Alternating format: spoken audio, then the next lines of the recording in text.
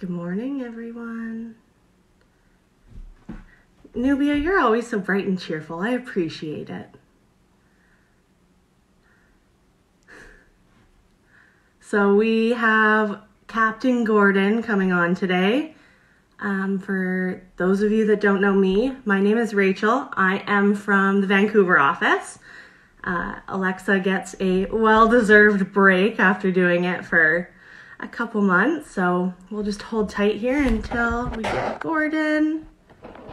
I don't see him yet. Morning. He should be here in a minute or two. We're doing FAQs with him, so if you have any questions at all, Jen, feel free to ask him. Here we go.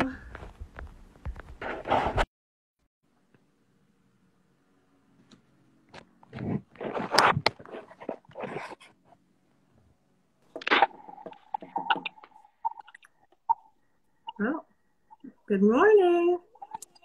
Hello. Hello. Oops, I gotta flip this thing around. Every time I do this. There we go. Hey, how are you? Hey, Rachel. How's it going? It's going good. How are you doing? Pretty good, you know. Living the dream up here in Vancouver. Right on. What are you up to up there anyway? Baking a lot of sourdough bread. Oh, sourdough. Yeah. Look at you. Eleanor have kind of turned into I a... love sourdough bread, but I have no idea how to make it. Oh, I can't give you any starter. You're too far away. Yeah. I'd be happy to, though. I'll just wait a couple minutes. We've still got people coming in back. Okay, I'm going to let you look at my fan for a minute. 1 second. Okay.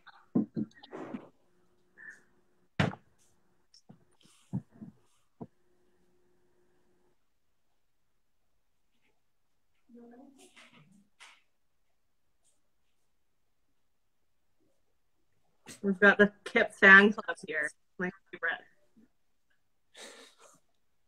Morning, Mom. It's awesome. So good.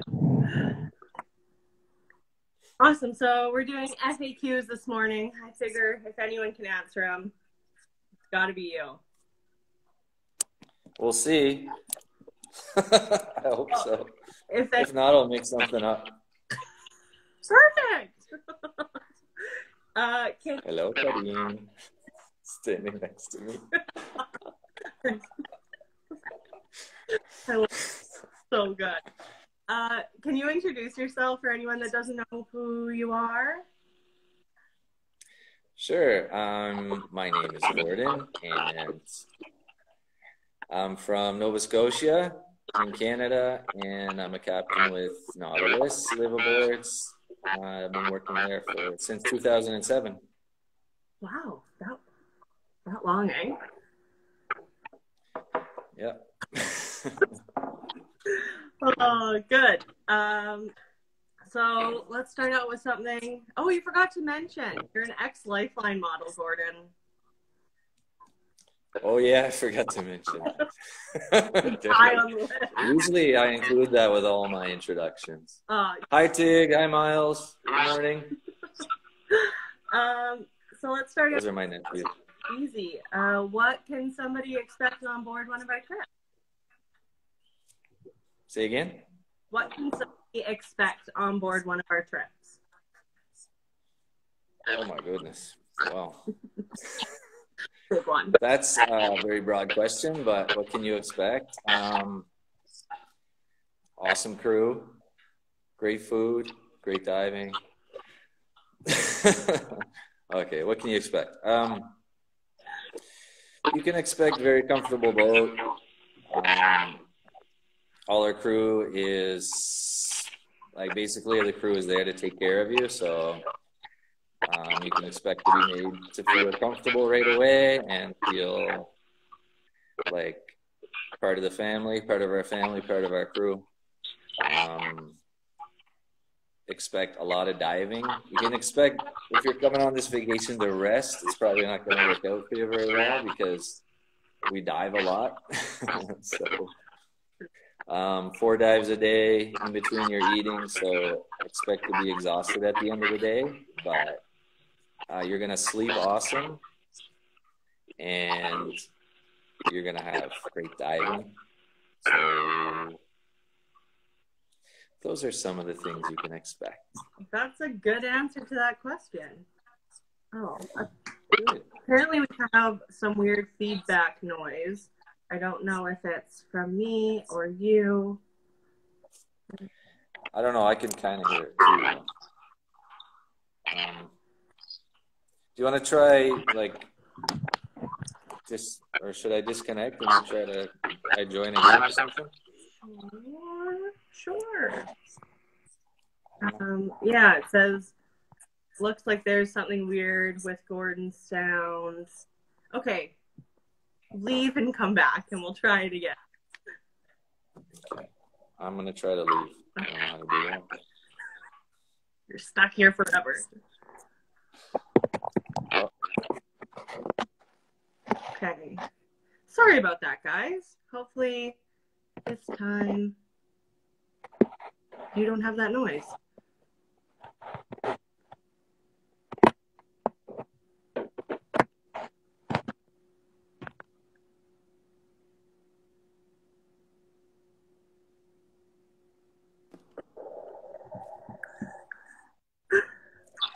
Picture of a banana. Just, there you go. Nice. How's the audio? Let's see. Anyone want to let us know how it is? Yeah. How do I sound now? Better? I can still hear it. Maybe the problem is he has a second device. Do you have a second device playing it near you? Yeah. That might be it. Because you're close to me with that device, or is it causing that? Bye. She said bye then.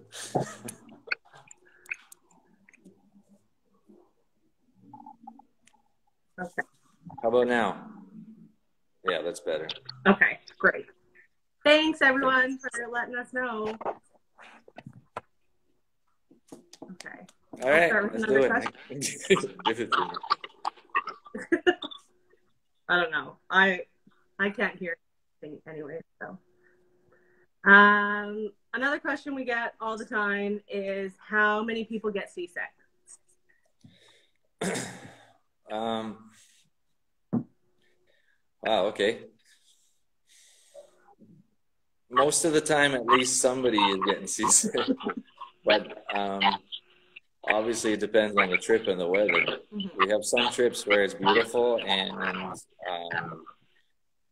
and almost nobody will get seasick, and then some trips where the transits are bumpy and maybe half of the guests will be sick or 3/4.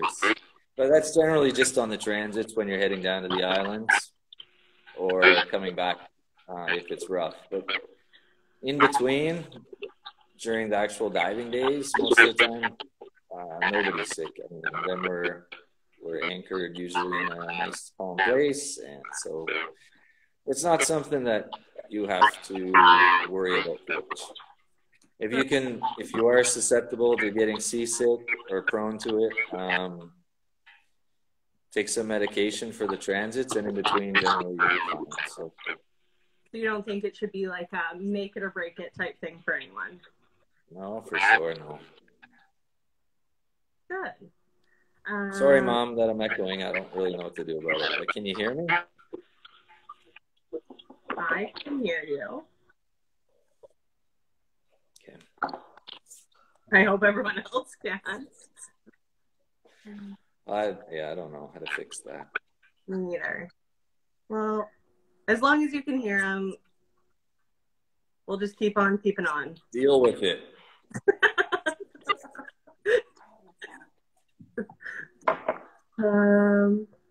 What is something that a lot of people forget to bring or don't bring that they should, in your opinion?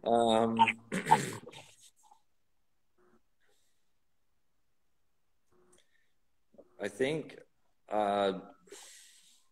there's not many things that you would forget to bring that we don't have.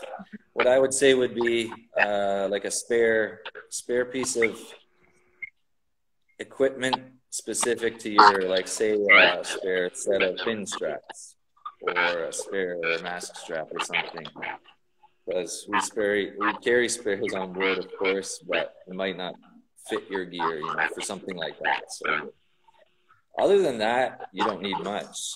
A pair of shorts and a t-shirt and a toothbrush, a bathing suit, and that's about it.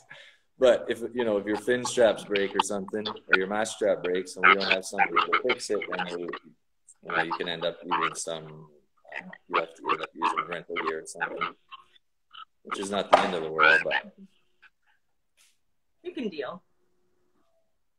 Oh, sorry, there's a bug in here. Wetsuits.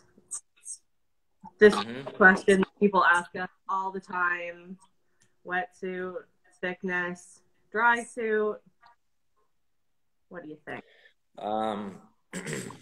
Okay, let's do Socorro first of all. Early in the season, Socorro, November, December, into January, it's quite warm, so it's like 3 millimeter warm. If you want to be on the safe side, bring a 5 mil. And then later in the season, it gets colder, and for me, a 5 mil is fine year round. Then, if you're one of those people who run a little bit colder, then either bring a 7 mil. That's like March, April kind of season when it's colder. A 7 mil might be a good idea, or a 5 mil on a hood or something. But at worst, a 7. You definitely don't need a dry suit for support. And then Guadalupe season, it's pretty much the same temperature the whole 3 or 4 months that we're there. It doesn't change very much. Can be Celsius, 19, 20, 21. And you're sitting in a cage. You're not moving around so much, so you tend to get a little bit colder there. So you want to bring something warmer. I would recommend a 7 millimeter and a hood. What do you use for Guad when you're there? I would use a good 5 mil with a hooded vest. So I've got probably, my chest area, 10 millimeters or something, plus the hood. And then, yeah. You're not pulling a lull? I'm not pulling a lull. No. I'm not going in my shorts. Bold. I can't believe he does that. I would freeze. Oh, hey, and if anyone has any questions, please feel free to ask them. He's here to answer anything you can think of. Sorry. Anything related to the operation. Yes. Good, yeah. We'll keep it to that. Yeah. What is your least favorite part of your job? My least favorite part of the job? My least favorite part of the job is dealing with Vancouver operations. Yeah. Okay. No. Besides for the paperwork, which nobody cares about, that nobody that's watching cares about. I mean, my least favorite part of the job is just when we have a subpar trip diving wise, and we have guests that are disappointed. I mean, because a lot of our guests, of course, come from all over the world to dive here, and some of them have booked this trip years in advance.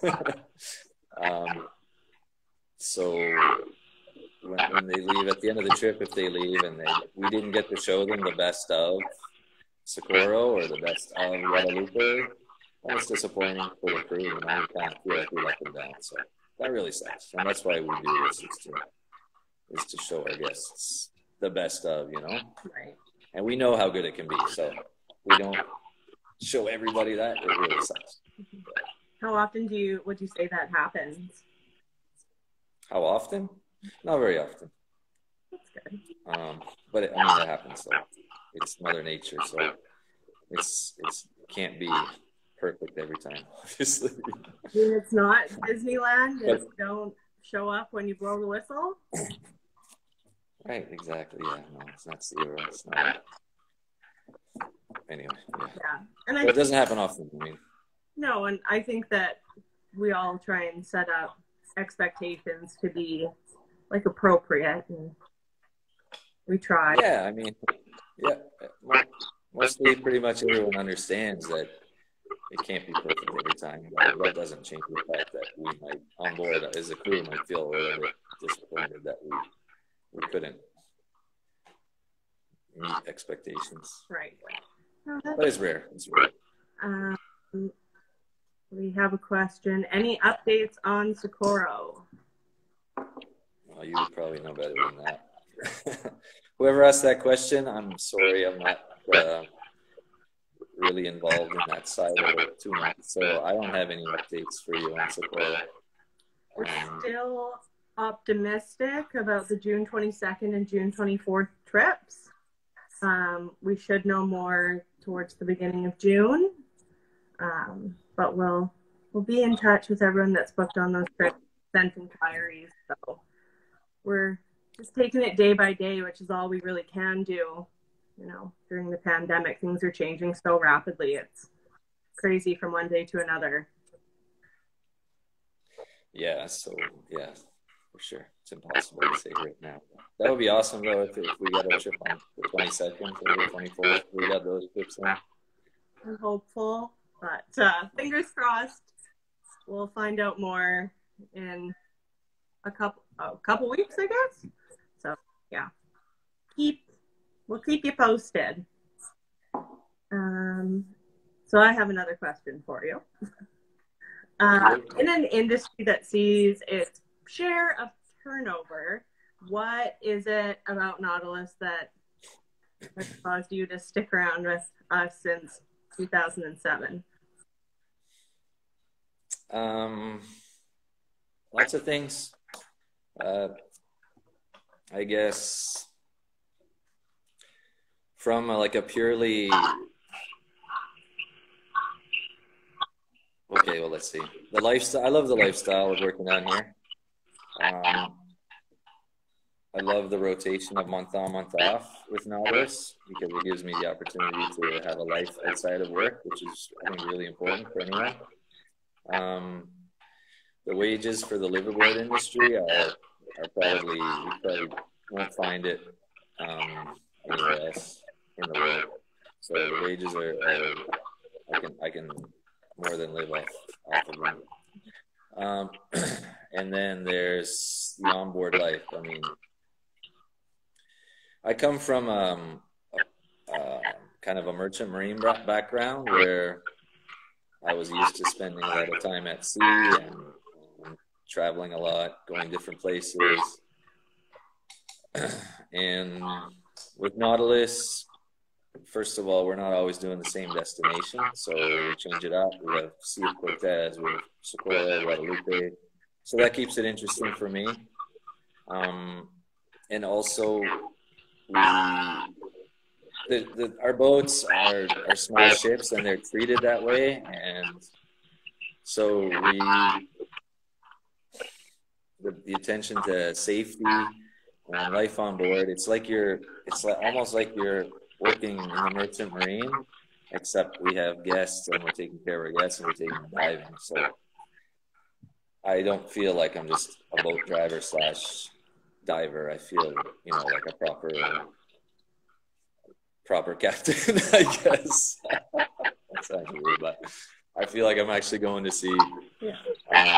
So all of those are factors, and then I mentioned it before, but we hire the best crews, I think. So the crew on the boat become your second family, and so that's really important. And I think we have really good people.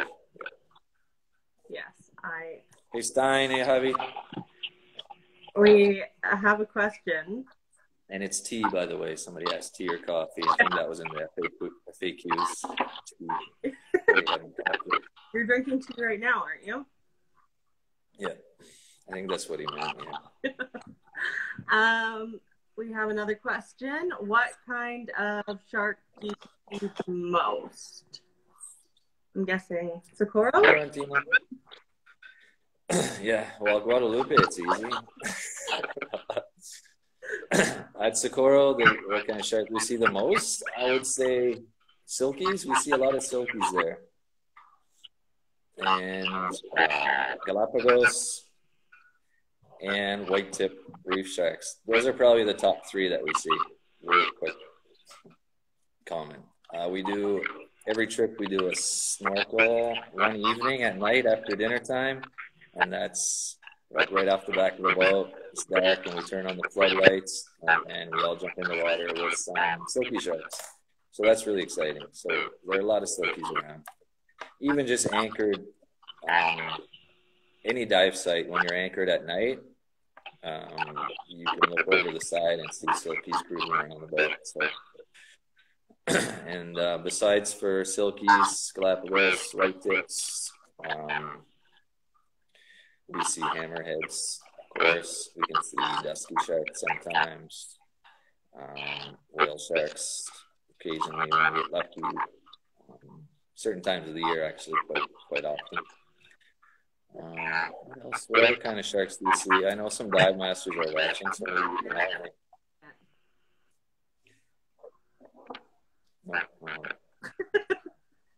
No. I'm waiting for like a couple different sharks to pop up here, but they're a little taking their time typing, I guess. We actually saw a great white last year at Roca Partida. Like one of the guys saw it briefly, so that was pretty exciting. I saw the picture. There was a picture, yeah. Mm-hmm. Yeah, that's exciting. Maybe we can up it to up to 11 different species of sharks out there. That's right. Awesome. What do you think is the most like exciting, interesting part of your job?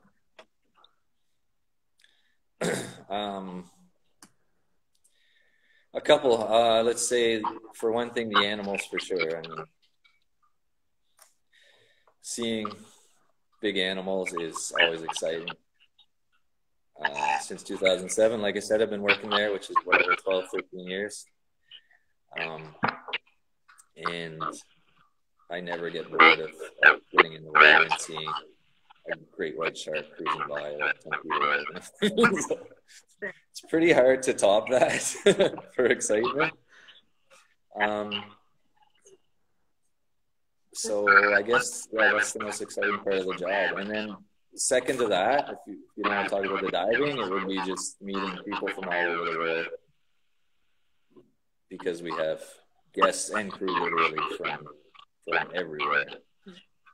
So just meeting them and learning about their culture or them or just their stories in general. You have probably seen some pretty wild things happen then. I have seen some wild things, yep. Any stories you can share? I know you're pushing me to tell you a story here. That's okay. I'll give you something, I guess. I don't know. There's some of them I probably can't say on here. But, Probably. Let's say, like diving wise, I've got plenty. Last time I was on here, I talked about the manta that was like following me and sitting on my head. That was exciting. But like the best dives I've ever done, like my top 10 are at Socorro or Guadalupe. So at Roca Partida, I remember jumping in between dives. So I was like, it was just me and one other person in the water, and I just remember being really close to the rock at Roca, and a huge school of hammerheads came in, like, I don't know how many, there were 100 plus, and they came into the cleaning station right at the rock where I was. I was right very close to the cleaning station. And they were coming in to the rock and then swimming up and then circling back around like this. And I was right in the middle of it. I was literally tucked up in a ball in the fetal position because that's how close they were passing to me, and I didn't want them to be bumping into me. And they were just everywhere. So that was a really incredible experience on the water for me.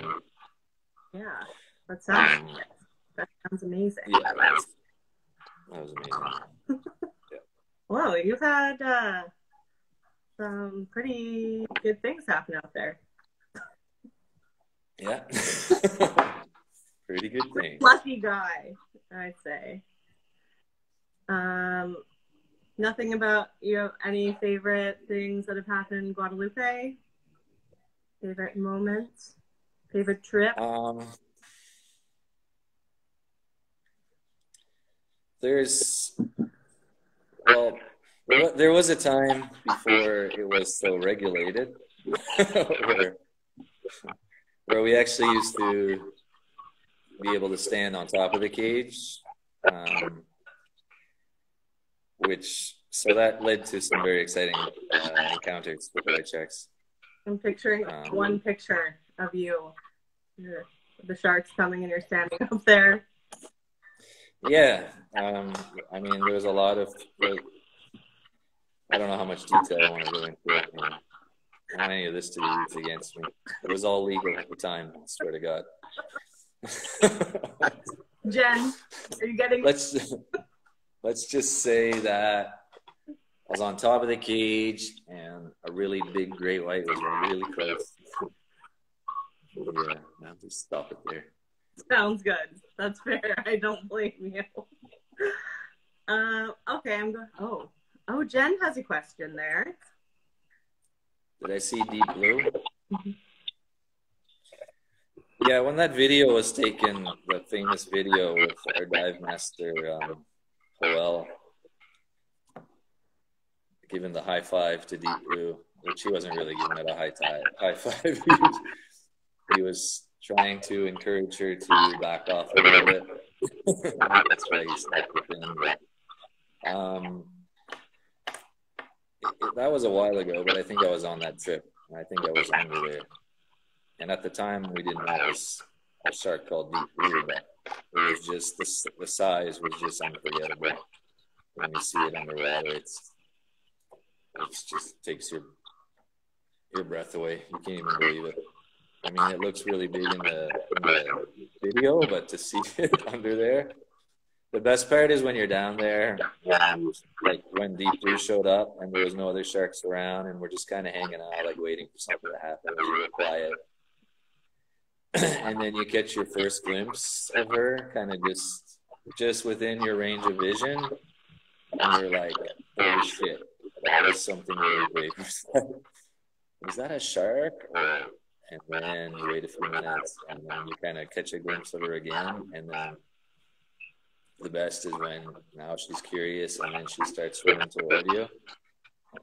And the big females, their bodies are so like girthy and round and fat. So they're coming at you, and you can see their snout and the famous great white smile, and then just beyond their face, you just see this huge girth, and they're coming right at you, and it kind of freezes you in your position for a minute. Like, is this even real? So, yeah, that's kind of my experience with Deep Blue. Well, hopefully she shows up again in Guadalupe. That'd be nice. See her again. Yeah, I'm sure she will. But I know there are a lot of other big females that show up in that time, but she's kind of the biggest ever, so very popular. We get asked about her a lot. Yeah, I know. Yeah, but there are there's others that are very close to her size that are just as impressive to see under there. Yeah, like when I talk about Guadalupe to people, and they ask about, well, if I go in July or August, they're going to be the smaller sharks. Mm-hmm. Still huge. Yeah, well, if you go later in the season, there's still no guarantee you're going to see a 20-footer, you know? Exactly. Yeah, Lucy's awesome as well, for sure. She's around. She was around a lot last season. Last season or the season before? Anyways, yeah, if you go later in the season, you're not guaranteed to see the 20-footer. Early in the season, you're going to see a lot of sharks. And yeah, you can still see some big males too. I mean, you can see a 14, 15-foot male that's plenty big and exciting enough. You won't be disappointed. Okay, we've got some questions. Can people free dive with great whites? It's not permitted for any of the operators to go outside the cage at Guadalupe, so we don't do that at all. I've heard of some scientific projects in the past where there were some free divers, but we weren't involved in that. I'm not sure the details. So no, if you book a trip to go to Guadalupe, you're going to be in a cage. Are you guys involved in any conservation projects? Yep. We do have our own conservation funds. Nautilus does for Socorro and Guadalupe. So we raise funds for that to support research and local scientists for tracking the animals and such. Yeah. Yeah, and then like MCSI with Nicole and the Shark ID book, Magic Truck, Atlantic White Shark. Yeah, we've got lots of people we work with too. Yeah. Where do you think Deep Blue is when she's not at Guadalupe? Well, probably where most of the sharks go. The shark population at Guadalupe is migratory, so they're not always there. Scientists think that there are some sharks that may hang around there all year round in that area, but generally in the winter time they leave Guadalupe and they go to a different part of the world. So and this isn't like a set rule or anything, but there's a population of white sharks that spend their summers in California, Channel Islands area. And then there's a Guadalupe population, and then there's a Hawaii population. And when they're not at the Channel Islands, or when they're not at Guadalupe or Hawaii, there is a section of the ocean kind of in the middle of those places, sometimes known as the Great White Cape. So it's believed that the sharks from each of those populations kind of all meet there, congregate there. That would be more in the winter months. And they think it's probably for mating, which makes sense. That's why they all get together. And then they go back to their summer homes along the coast for giving birth, raising their young. And those areas also have a lot of food for them too, seals, sea lions, and such. So that's where we think Deep Blue is, which is not at Guadalupe. Probably out in the middle of the ocean somewhere, looking for her next lover. Perfect. I like that answer.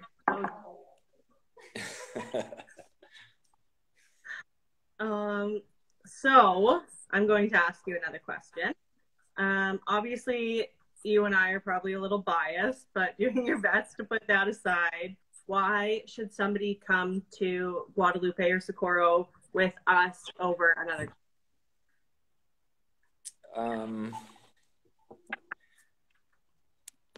I'm not gonna put down any of the other operators specifically, but I will say that probably safety-wise, I think Nautilus pays more attention and takes safety like beyond where we're even needed to, according to the regulations. So I would say just for the safety alone, coming with us is worth it. Our vessels are all the specification of international regulations, like the same regulations that are required for the biggest cruise ships to follow. We follow those same rules, and I think we're one of the only companies, livable companies, that go to that extreme because we're not necessarily required to. So there's the other operations have lots of experience. They have good dive masters. They know where to take you. But I think that one little thing, safety, sets us apart from everybody else.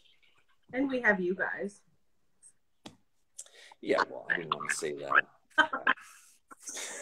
The best crew ever. But obviously you have us. Yeah.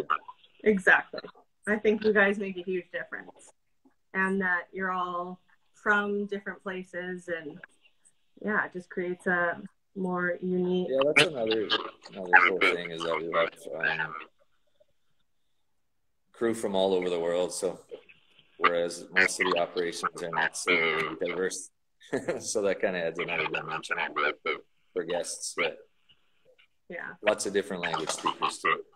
No, I think that's great, and I think that's one thing that brings people back over and over again. We've got some people that have been doing 2 Guadalupe trips a year for 10 plus years, and it's not just the sharks that are bringing them back. It's definitely you guys and the boat, and yeah, mainly you guys. You can say that. I can say, well, yeah. We have awesome food for here. Awesome food, and we really interact with our guests. It's not just at dive time we see we're definitely it's the whole. At the end of the week, it's like you're part of the family, or you've known each other for a year, something like that. Yeah. Speaking of crew, are we hiring?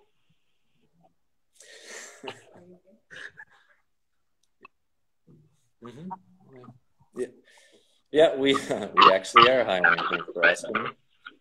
You're so welcome. We're hiring right now, I think, captains, mates, and engineers.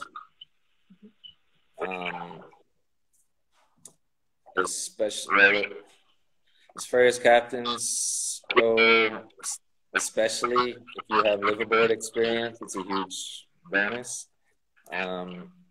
If you don't, it's not like a deal breaker or anything. We like to have crew that know how to dive. If you're a dive master level or higher, that's a bonus too. If you have any other skills besides driving a boat and diving, it's just a plus. You can be from anywhere, any nationality. And small boat driving also is a huge plus, because we do all our diving from inflatable. So if you can drive an inflatable around, put that on your resume. Are there any common personality traits you would say that we are typically kind of drawn to for hiring? Personality traits? Sociable and good personal hygiene. Yeah. And manners. I mean, honestly, we're working directly with our guests. We're interacting with them every day. We're hanging out with them, eating with them. We're bartending. We're from everyone, from the captain to the deck crew to the engineer. Well, we're involved in all facets of the operation, so you have to be willing to do whatever, whether it's help to serve them dinner, or wash some dishes, or clean the back deck. So somebody who's okay with that, somebody who's comfortable chatting with guests. Definitely. We have another question. What are the rules for fishermen when fishing shark where you are? Good question.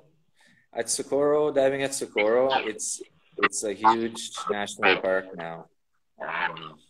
That covers it's a huge area. I don't even remember the square mileage, but there is no fishing allowed inside the park at all for anything. So there's no shark fishing at all. Guadalupe also is a protected marine reserve, so there's no fishing shark there allowed either. So technically, there's no shark fishing at all. And a big part of enforcing that are the liveaboards, especially at Socorro, because it is such a large area and it's fairly remote, and it's hard for the Mexican Navy to be out there patrolling it all the time, because they have lots of stuff to do, of course, other stuff. So the liveaboards being out there like 8 months a year, basically we're kind of their eyes out there. So we've been able to really keep an eye out for fishing boats, report them, and dissuade them from fishing there. Yeah, definitely. I think that's one of the reasons why we're so eager to get back out there too. Yeah, I've been worried about that. It really sucks right now because there are no dive boats out there at all. So, and I don't know what the rules are, but I mean, I know that people still need to eat, so I know there's fishing boats still operating, you know, so I'm a little bit worried about that. So I'm eager to get back out there to get policing the islands again. Yeah, definitely. A question we get all the time is, what boat should I go on? Do you have a favorite? I'm gonna say I guess I have a favorite. You're trying to sidestep it, but I know you have a favorite. I'm trying to come up with a political answer that will make everybody happy. So, I like the Bellamy because it's the biggest one. So that's my personal favorite. It's big, it's comfortable, it handles the seas well.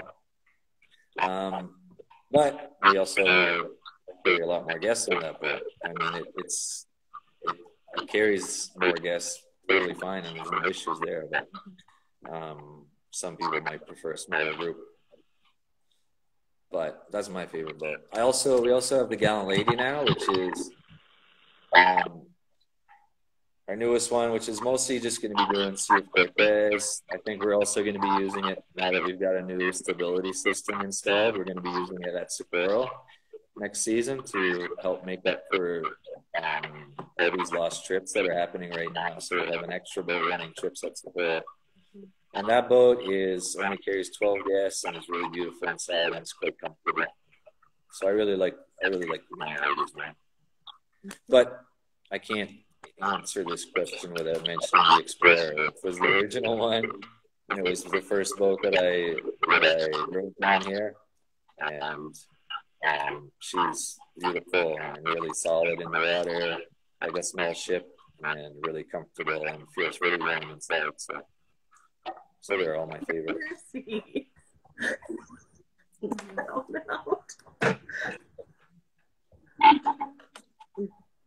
You've captained the undersea before, right?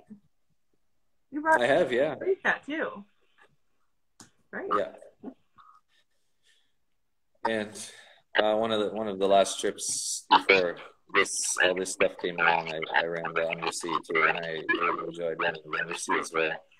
The undersea's advantage is just a nice ratio of divers to crew. 18 guests, 19 maximum. And then 9 crew, so it's lots of crew to take care of you, but not too many people on board, which is some people enjoy. Awesome. With all the past years of boats divers showing, do you think the mantas are confused? We have not been there for many months. Do you think? Hello, Isaac. No, I don't think they're confused necessarily. The mantas, that's their home, and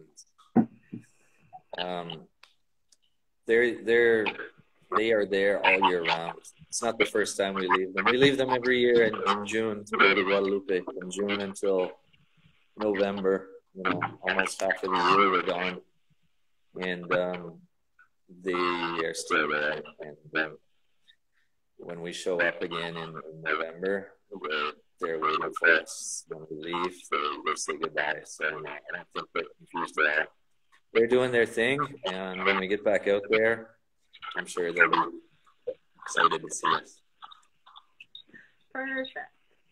A lot of people ask why we leave Socorro in June, July, and why we leave Guadalupe in November. Why we leave Socorro in June, July is mainly for, well, there's a couple reasons. Hurricane season starts down here in June. So if we could theoretically dive through the summer at Socorro, but we would be probably a lot of trips would be interrupted. I mean, because there are a lot of storms that form. Not too many of them actually hit Cabo, or even the islands. But it's not unusual for them to come close. So we would be like constantly running from storms if we were down here. There would be a lot of trips interrupted. So it just doesn't make sense that way. And it works out fine because in July through November, which is like the heart of hurricane season, that's when the white sharks are at Guadalupe. So it just makes sense for us to go do Guadalupe during that time. And we leave Guadalupe in November for kind of the same reason. The weather up north out of Ensenada and Guadalupe gets pretty bumpy past November. So it just kind of all fits together with the weather and the animals. Right. We have a couple questions. How can we all help sharks across the world from overfishing? From overfishing? Yeah. Well, I guess just get involved. I mean, there's plenty of online resources and forums, and just make your voice heard and support companies, live aboard companies that offer some conservation or support conservation. So if we are going to go on a trip, kind of pay attention to that. But yeah, I mean, there's lots we can do. Yeah, for sure. Do you think the scheduled upcoming June trips will still happen? It's so impossible to say because every day you keep hearing new things, and the governments are saying one thing or saying the other. So I'm going to say right now it's like 50-50. Yeah. The situation just keeps evolving so rapidly that, I mean, even if I said something today, on Monday, we likely would have something else to add to it. So, yeah. Sorry, we don't have more of a concrete answer on that one. It's too hard to say. It's so tough right now, too, because there are people that are booked on those trips and they want to get out there and people want to go diving, but the world is in such a state of craziness right now that we don't know. Yeah, we just don't know. Yeah. Again, thanks for all the questions. Please keep them coming. You guys have more interesting ones than I do, I feel. So please keep them coming. What do you, sorry. Oh, thank you. You're welcome. Do you have any questions that you guys get a lot on board that you wish people knew before they came out? I would say before you come on a trip, just do a little bit of research about where you're going. And I know a lot of people do that, but not everybody. And sometimes people are surprised at the amount of at the distance that we travel, or the amount of time that we spend sometimes traveling. And so I would encourage you just to do a little research about that part of that side of the trip, especially that trip when we do from the combo trip from Ensenada, we end up in Socorro. People are quite surprised that we're underway for like 3 nights and 2 days, sometimes between destinations. So, but that's what it is. You know how it's a long way to travel. So. You know how far off the top of your head, do you know off the top of your head how far it is between Guad and Socorro? From Guadalupe to Socorro, I can't remember really. If I had to guess, it would be like about 800 nautical miles, something like that. Big trip. Yes, there is a guitar on the bottom. Yeah. Is there one on the undersea? I don't recall seeing one on the undersea, but yeah, on the bell for sure, the Explorer, and I don't think we have one on the down radio. So we need to get one on the undersea, and we got some crew that play the guitar on the bell. I know Felipe Alves. Oh, really? Mm-hmm. Oh, I didn't. And who else? Somebody else too. Oh, Lorena says 2 guitars. 2 guitars, Lorena says. She would know. She's la jefa of the Bellamy. Oh, Lorena. She's fantastic. I should get her to do one of these. Yeah. Guitar. Martin, right. Have one of the Explorer. I love it. If you and I don't know, we've got somebody here with exactly. We got the whole crew like watching me answer questions I can't answer. It's perfect. A lot of people ask us about the food on board. Mm-hmm. What would you say? How would you describe that to them? It's kind of a North American, Mexican mix. It's really good. I mean, we'll put the menu on your bed the week before the trip starts, so you can kind of have a look at it. And every morning it's written down so you can see if there's anything on there you don't like. But taco night is Jen's favorite, obviously. I think it's definitely my favorite and many of the people's favorite. We go up to the top deck and we light up the barbecue and we grill some meat. Or we also have vegetarian options, obviously. So eat some tacos on the top deck under the stars is awesome. Yeah, it's my favorite meal. For sure. But yeah, we give you options for vegetarian, gluten-free, vegan, whatever your dietary requirements are. Is not a problem for us yet. June 2019, best lasagna ever. Nice. I wish I knew who your chef was. If you remember. Yeah. Hello. Yeah, who's the cook? Jill has a question. Why are the female sharks only there in October and November? Why are they only there then? Honestly, I'm not sure exactly why they show up. I'm not sure. Yeah. Do any of the dive masters watching remember why that is? I don't know if anybody really knows why, but if there's any theories as to why. Share, please. I don't know. I've got no idea, actually. I think Mike would probably have an answer to that one. Yeah, honestly, I can't remember specifically. It could be something to do with when they give birth and they're going to be in a sheltered, quiet area for giving birth. That would make sense. Yeah, so if anyone does have an answer, that would be great.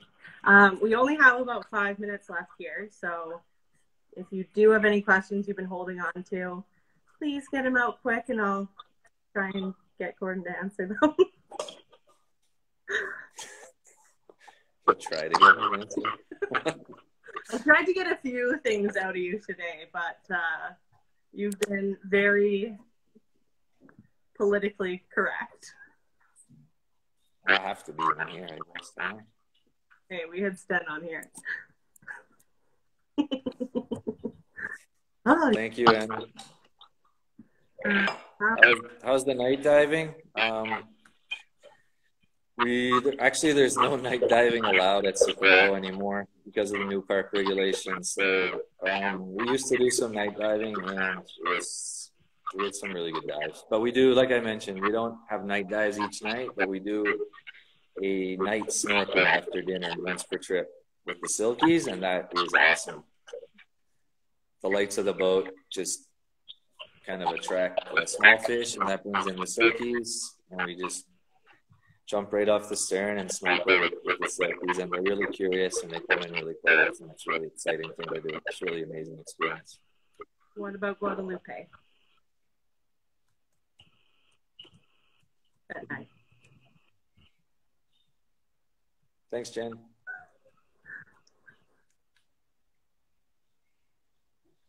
Between Guadalupe and you're welcome. Between Guadalupe and Socorro, if you're referring to the those rocks that we go to occasionally, it would be Rocas Alijos. Yeah, that's Rocas Alijos where the visibility is amazing. And I apologize for my accent. Rocas Alijos. There you go. She must have come on a combo trip then. I think I mentioned it last time I was on here too, yeah. Nice. Oh. Alijos. Can I type it? Yeah, sure.